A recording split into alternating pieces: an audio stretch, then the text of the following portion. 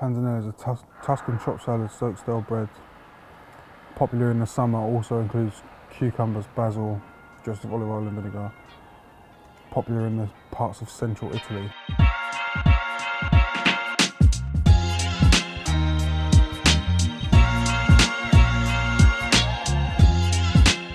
Well, go on, ladies and gentlemen, and welcome back to Sunday Sessions. Today we are doing a little panzanella and grilled turbot. Now, panzanella is a Tuscan tomato salad that celebrates everything that should be in your garden in the summer. So we've got tomatoes, cucumber, onions, garlic, and some anchovy. I've decided to do turbot today. Now, turbot is often referred to as king of the sea.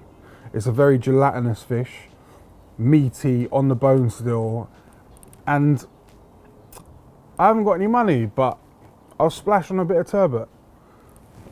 So, let's crack on with the salad. This is like a celebration of summer ingredients. I've got a different selection of tomatoes. These are Mirinda tomatoes, summer tomatoes from Sicily.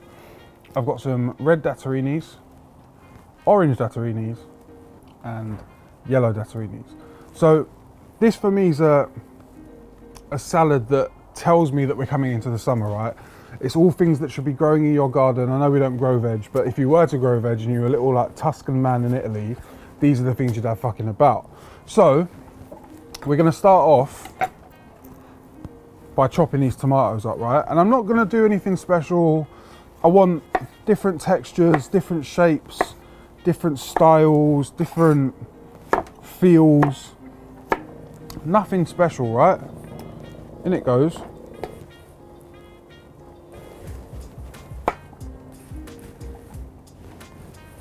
So now look, all of my tomatoes are chopped, bar one.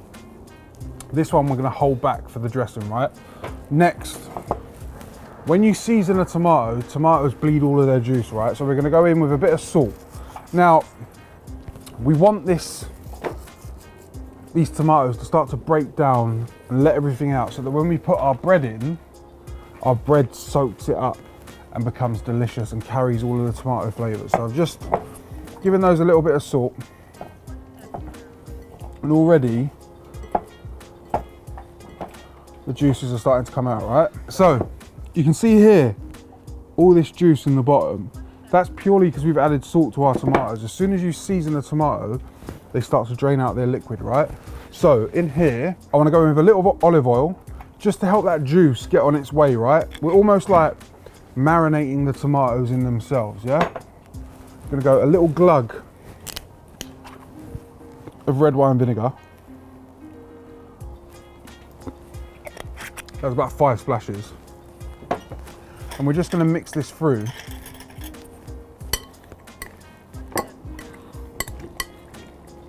So now you've got like this beautiful tomatoey, olive oil, acidity from red wine vinegar, little like saucy number on the bottom. We're gonna let our tomatoes sit in this. Yeah, delicious. So we're gonna let our tomatoes sit in this just to let themselves like macerate almost. And we're gonna go in with our next ingredient. So I've got a cucumber. I like the short stubby cucumbers because they retain less moisture and they don't have that like, I feel that some big cucumbers can taste a bit shitty. So I like to use the little ones just because I feel like there's more of a cucumber flavour without the water. Cucumbers, if I'm right, are 70% water? Aren't humans 70% water? They are, innit? Yeah. Humans, the earth, cucumbers, we're all the same, bro. So, chop this cucumber down the middle. And again, when you season a cucumber, it allows its juices to bleed. And I'm just gonna do little slices on the angle. Just like that. Just as like a little freshness, clean flavour in the back of our salad, right? Right, so I'm going to season these cucumbers just on the board. Now, like the tomatoes, once the salt has hit the cucumbers, they're gonna release that clean, like cucumber water almost. Again, toss this around.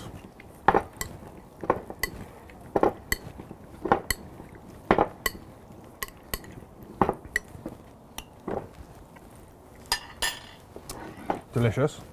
Then we're gonna go in with a red onion.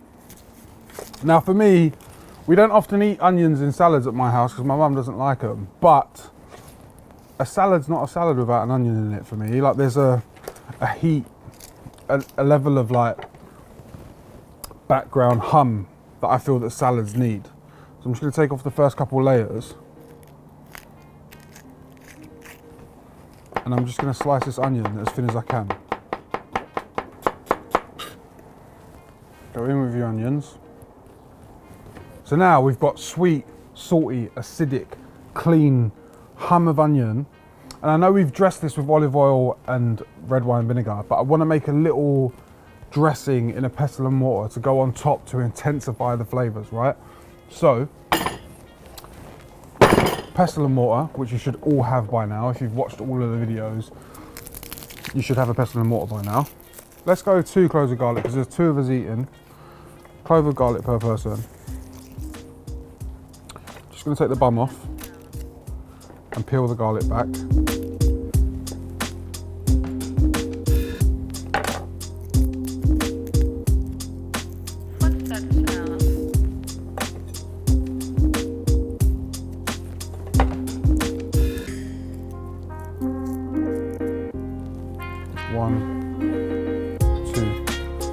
Now, in order for the garlic to break down in the pestle and mortar, we need to give it a little bit of salt. The salt's going to act as an abrasive so that it crushes into a smooth paste, right? I'm just going to crush this down. So I've got to the stage now where my garlic's like sticky and a paste, right? So now we're going to go in with a couple fillets of anchovy, yeah? So these are salted anchovies that are stored in olive oil. It's very important that you buy salted anchovies. They're just better in flavour, right? So,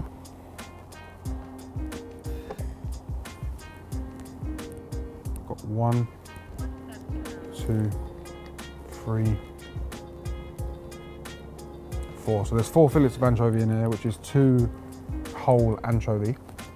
I'm just going to crush this down as well. So, anchovy and garlic is now a paste. I'm going to take this last tomato and I'm going to peel the skin off just because I don't want any more skin in the salad. I just want this tomato purely for juice. We're going to pulp it in the pestle and mortar with the anchovy and the garlic. And we just want the tomato to carry those 2 flavours, right?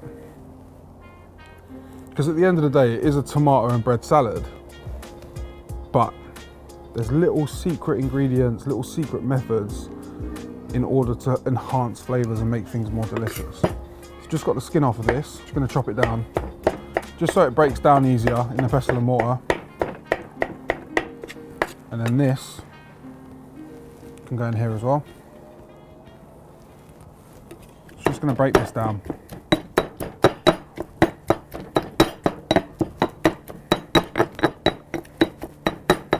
So I'm just going to hit this now with a bit more acid. I know we've done this to the tomatoes already, but I just want to give this sauce a little bit more longevity, like a longer traveling distance through our tomatoes and our bread, right? Mix this in.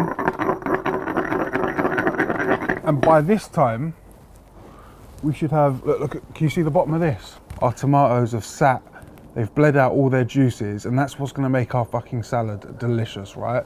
So, it's just like a celebration of summer, right? The pubs have opened, we're back in the parks, we can walk our dogs, we can go see our friends. And for me, there's no better way. I mean, there's plenty of other better ways, but if you ask me what salad I wanted to eat whilst I was doing stuff, it'd definitely be a panzanella.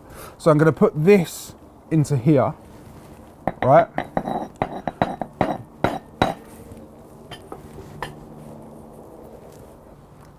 Tip that into there.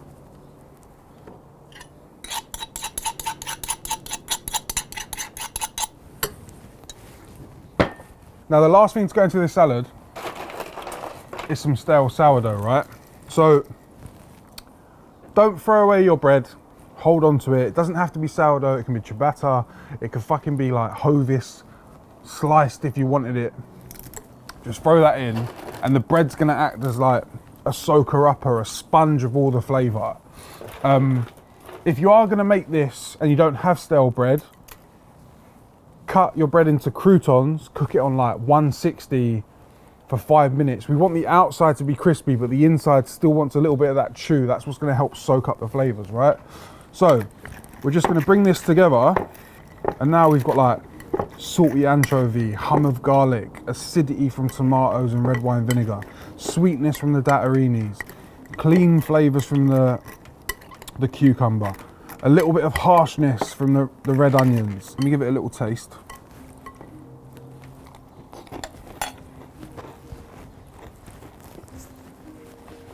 Fucking buff. Right. This salad, for me, at this point in time, is screaming, where's my basil, bro? Basil.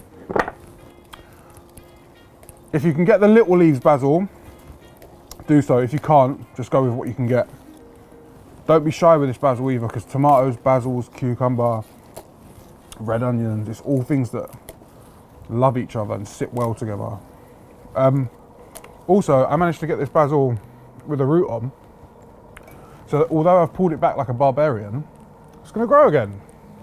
Stick it in the garden, in the mud, got basil for life. Toss this basil through. Make sure you're getting all the juice from the bottom and those bits of bread to suck up all of the deliciousness, all of the good bits. And yeah, I know I've got my whole hand in this bowl, right? But you have to feel, you have to know. Don't be scared to get your hands dirty once in a while, man. Right, so that's done, yeah?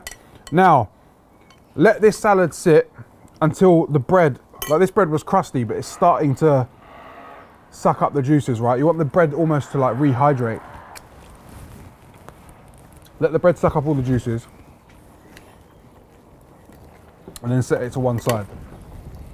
Salad, forget about it, it's done. Now for me, whenever the sun's out, I normally want to grill fish, right? It takes me back to being a child in Cyprus, or any holiday I've ever been on. I always want to go and eat grilled fish.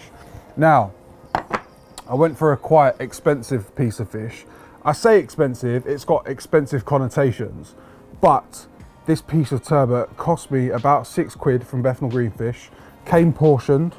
They're also known as the king of the sea, and they're just one of those fish that's like really meaty, has a gelatinous feel to it, and it's almost comforting as you eat it. So we've got like an acidic, beautiful, vibrant salad, and I just want a fatty piece of delicious fish to accompany it. So, in preparation, I've got 2 bits of turbot just in case I fuck one, right? You've always got to like be cautious, you get me? Anyway, fish, when you grill it, has to be dry. So, can you hear that? Some guy doing carpentry over the road, and we're just gonna have to deal with it. So fish, when you grill it, right, has to be dry. If I put oil on a wet fish, we don't create that barrier that we need in order to get crispy skin. If there's water and oil which doesn't mix, we end up boiling the skin, and that's what makes the fish stick to the grill, right?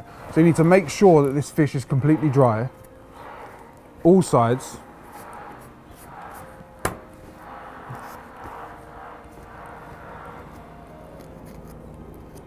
I mean, I guess it's important work. His roof might be falling down, you never know. So let him do his thing.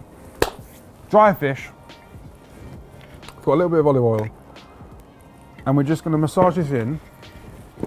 Make sure that there's olive oil over the full amount of skin, right? This is what's going to protect us on the grill. We're gonna get the ability to have crispy skin, but also know that when we need to flip, we can flip our fish. Oil's on, we're gonna go generous amount of salt. Again, generous amount of salt. And we're just gonna flip it over and repeat, right?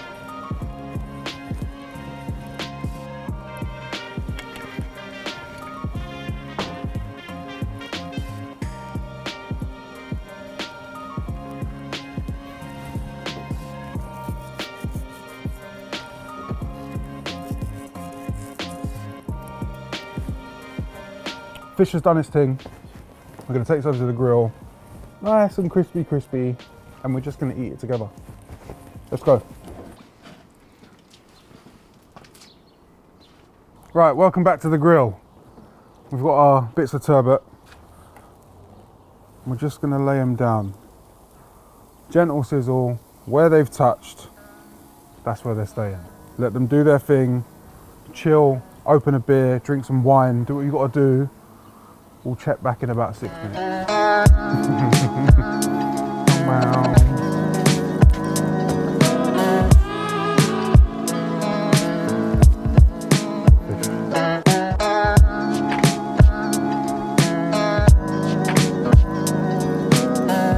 Like being a brat. No, I'm trying to get the heat up.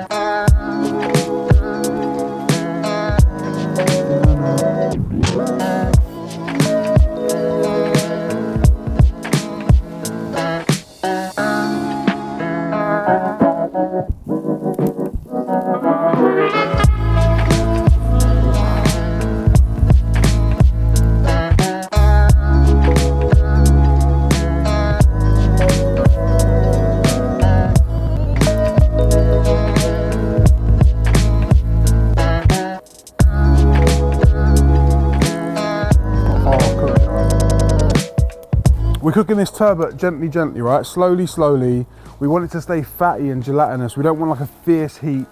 Turbot skin doesn't really crisp up, but the bits that have crisped have that ability to build that like caramel, charcoal, barbecue flavor. You can see here that if I just press this bit of fish, you've got the juices, and like turbot has this wonderful juice that runs all the way through it, and like the barbecue now smells like roasted bones, and it's naughty and delicious. But if you just come in here, see this here, there's like a little metallic tinge, right? That's telling me that my fish is beautifully cooked. I've got little dancing bits of skin on the corner. We've done most of the cooking on the top side. It's almost pulling away. 3 minutes and we're on a plate.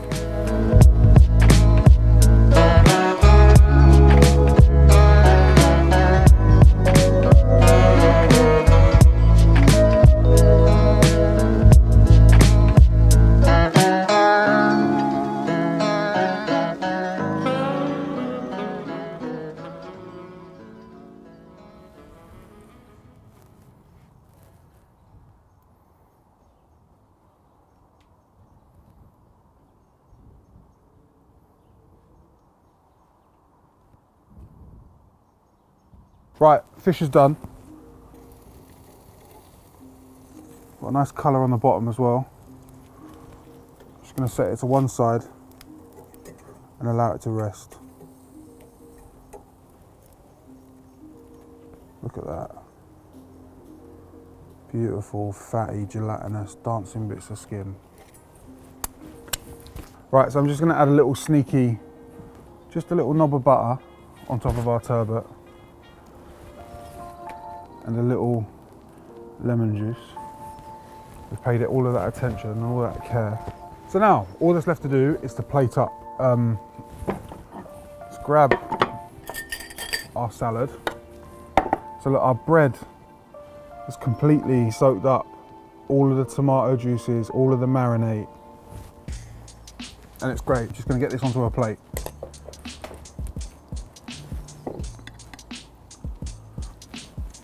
So we've got textures of tomato, a little bit of soggy bread, freshness, acidity, vibrancy, hum of garlic, hum of onion.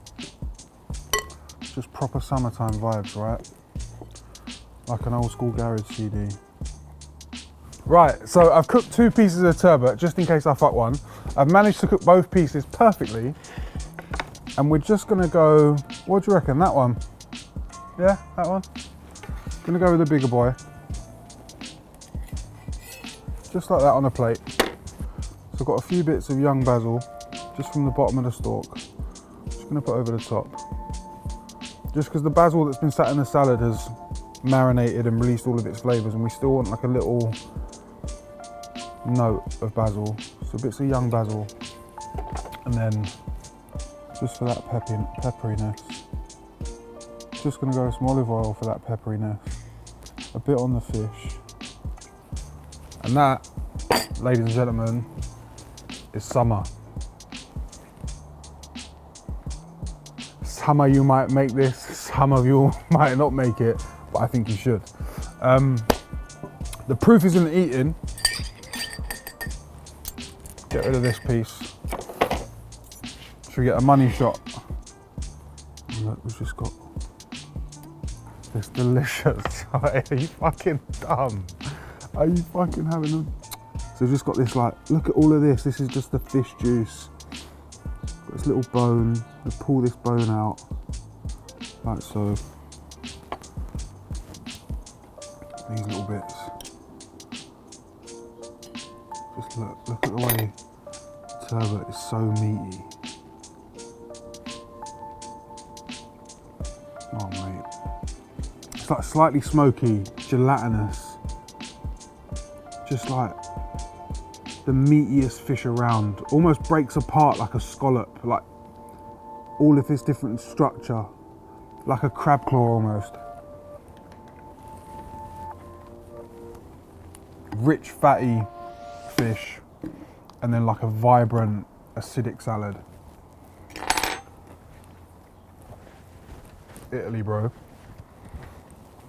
The Italians know what they're talking about, I'm telling you. Come here, come on in.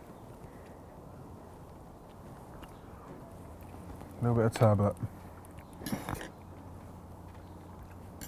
Tomato and some bread.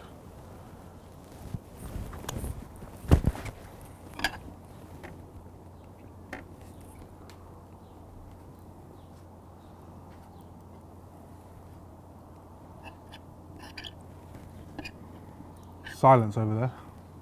Oh, man did this. But you see how like your finger's sticky? Like it's a rich, fatty fish. But it's a weird thing to say, but it's not a fishy fish.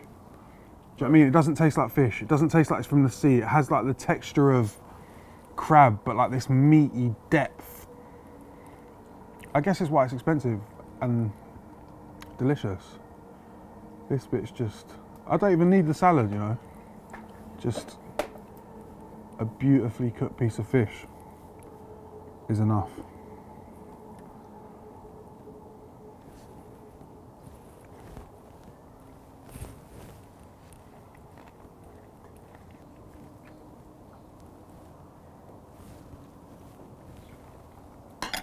It makes like your lips stick together. Fucking delicious, man. Shout out Bethnal Green Fish, man. Listen, if you plan to do any of these fish recipes, right, please just message Bethnal Green Fish and get them to deliver it to your house. That's not a paid ad. That's not a sponsor gig. These guys care, and everything they supply is absolutely amazing, and you need to support your local dealers. Thank you for watching. Go enjoy the sunshine, and I'll see you guys soon. Love. Bam, bam, bam. Bam, bam.